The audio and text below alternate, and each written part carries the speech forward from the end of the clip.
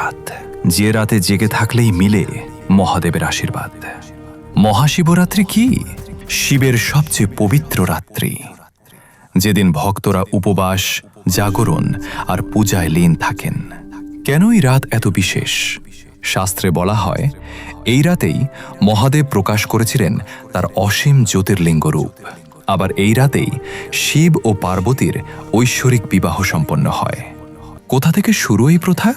একটি পুরনো কাহিনী বলে, এক শিকারী অজান্তেই বিল্ব পাতা আর জল অর্পণ করেছিল শিবলিঙ্গে এই পবিত্র রাতে।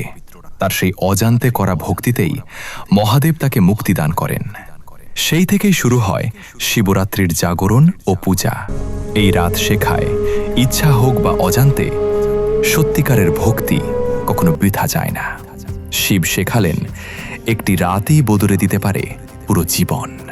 মহাদেবের আশীর্বাদে আপনার জীবন হোক শান্তি ও ভক্তিতে পূর্ণ। কমেন্টে লিখুন হর হর মহাদেব, আর লাইক, শেয়ার, সাবস্ক্রাইব করে আমাদের সাথে থাকুন, কারণ আমরা নিয়ে আসব এমনই অজানা ও শাস্ত্রসম্মত কাহিনী।